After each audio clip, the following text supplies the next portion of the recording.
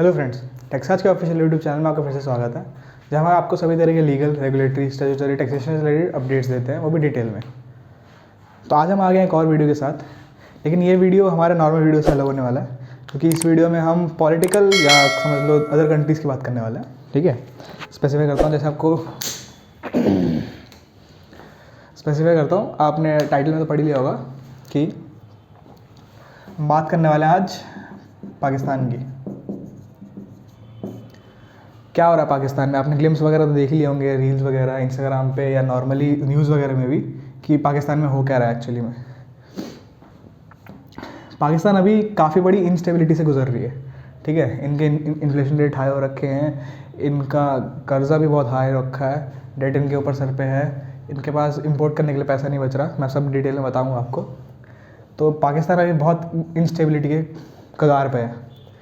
श्रीलंका का अगर आपको केस याद होगा कि श्रीलंका में क्या हुआ था, वहाँ पे इन्फ्लेशन इतना हाई हो गया था कि एक लाख रुपए के मिल रहे थे। प्रेसिडेंट्स, वहाँ के प्राइम मिनिस्टर्स, उन्होंने अपना अपना घर छोड़ के भाग गए थे। ये तो बहुत सीवियर केस था श्रीलंका के अंदर। अब इतना पाकिस्तान के अंदर हुआ नहीं है, लेकिन दोनों हमारी पड़ोसी है, तो मैं आपको बस ऐसा रेफरेंस बता रहा हूँ।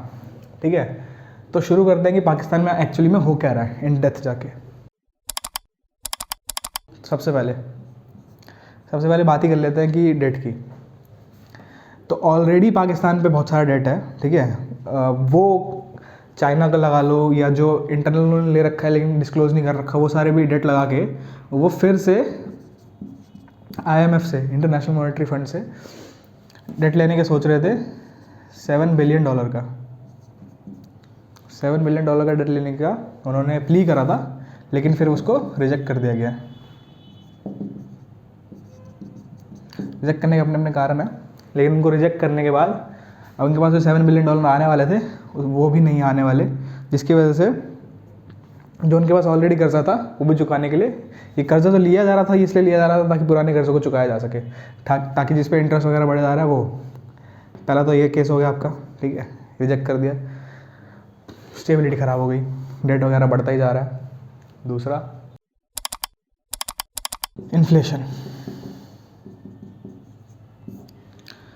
इन्फ्लेशन ने बहुत ज़्यादा कमर तोड़ रखी है पाकिस्तान की, स्पेशली फूड इन्फ्लेशन में।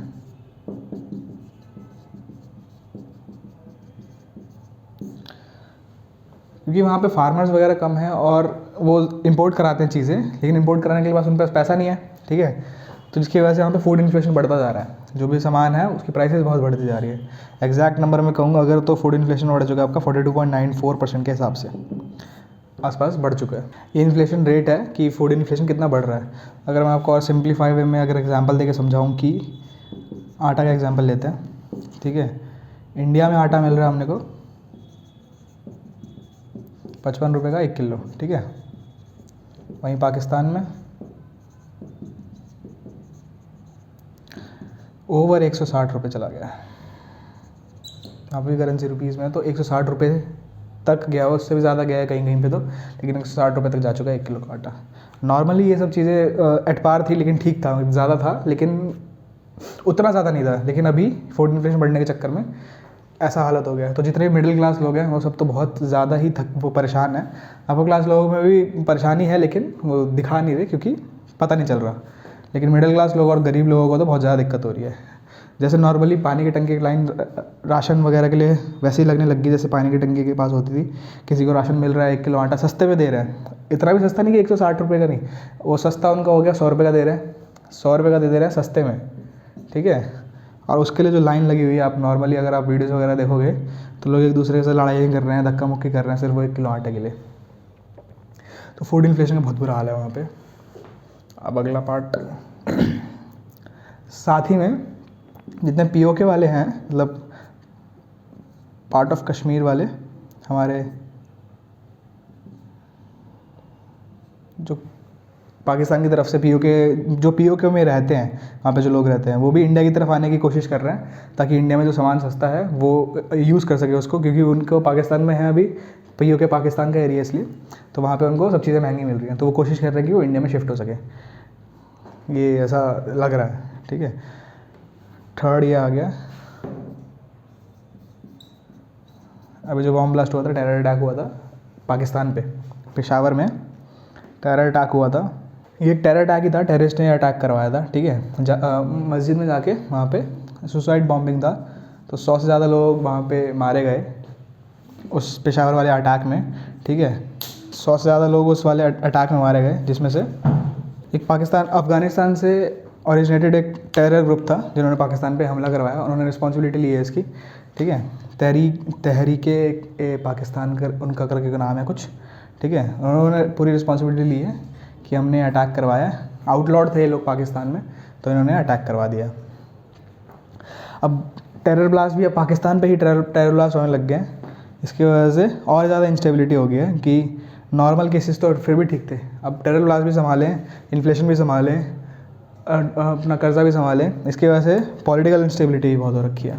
अगर मैं आपको पॉलिटिकल इंस्टेबिलिटी के बारे में इंडिया से कंपेयर करके बताऊं कि आज़ादी के बाद से अभी तक, या आज़ादी के बाद नहीं, सिर्फ शुरू के 24 साल ही लगा लो, पिछले 24 साल में अभी तक पाकिस्तान में 10 PM बन चुके हैं, वहीं इंडिया में 3 PM। और हाल ही में ही 2014 के बाद से लगा लो, 2014 के बाद से ही पाकिस्तान में 5 PM जा चुके हैं, अभी तक बन चुके हैं, लेकिन इंडिया में एक ही, वही हमारे मोदी जी, वही चल रहे हैं।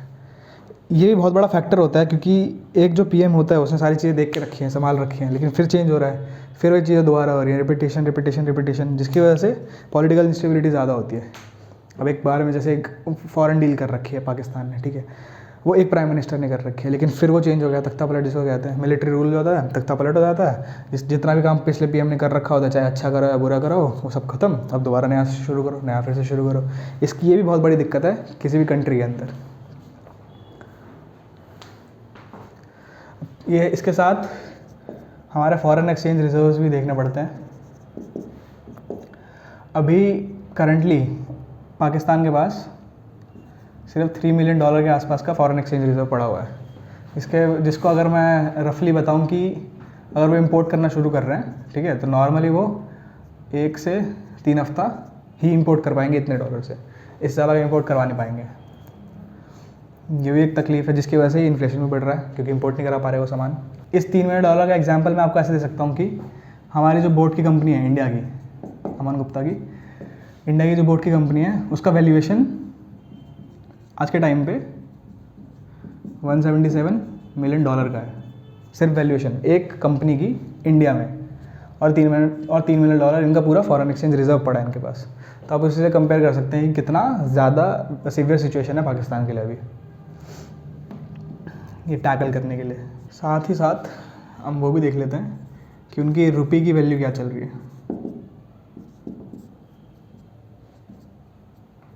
अभी पाकिस्तान की वैल्यू है फॉर $1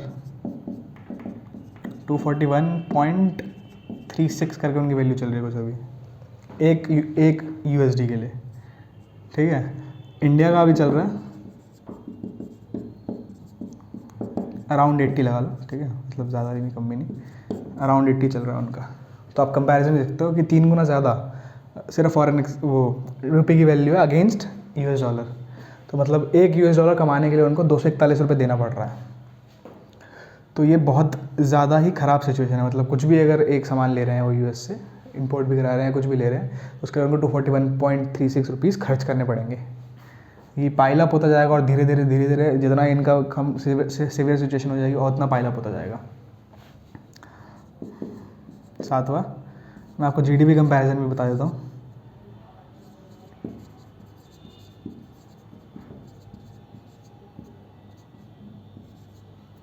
कि क्या चल रहा है पाकिस्तान और इंडिया के बीच में।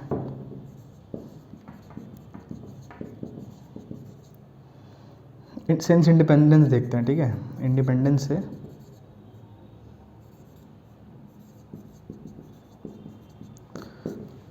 अभी पाकिस्तान का, तो ये कुछ सिचुएशंस थी जो मैंने आपको बताई थी कि पाकिस्तान में अभी चल क्या रहा है इन डेप्थ, ठीक है। तो अभी ये श्रीलंका की तरफ जा नहीं रहा, मतलब कि श्रीलंका की तरफ ही है लेकिन श्रीलंका बन नहीं रहा, ठीक है। इनके पास कुछ अगर इनके प्राइम मिनिस्टर्स ने कुछ कुछ कर लिया है, फॉरेन मिनिस्टर्स से अगर बात बना ली, क्योंकि चाइना भी है जो इनकी मदद करने का, जो एक मदद कर रहा था इकलौता, अब वो भी अपना अपना हाथ खींच रहा है थोड़ा पीछे पीछे, ठीक है। बाकी अरब कंट्रीज़ भी इसका ज़्यादा साथ नहीं दे रही, क्योंकि टेरर अटैक्स में ज़्यादा शामिल होता जा रहा है, ठीक है। तो इसलिए पाकिस्तान का सीवियर कंडीशन होता जा रहा है। जैसे मैंने आपको बताया, आप खुद ही समझदार, आपको समझ में आ रहा होगा कि क्या कंडीशन है पाकिस्तान का अभी और कितना नीचे जा सकता है ये, ठीक है। तो अब धीरे धीरे और नीचे जाएगा, अनलेस एंड अनटिल अगर इनके पॉलिटिकल लोगों ने कुछ सही नहीं करा और फॉरेन लोगों से रिश्ता नहीं बनाया जल्दी ही। तो ठीक है, बस इस वीडियो के लिए इतना ही। मिलते हैं आपसे अगली वीडियो में। अगर आपको कोई डाउट हो तो प्लीज़ कमेंट करिएगा, हम क्लियर करवा देंगे। अगर आपको वीडियो पसंद आया तो प्लीज़ लाइक करिएगा, शेयर करिएगा, सब्सक्राइब करिएगा। मिलते हैं आपसे अगली वीडियो में, बाय।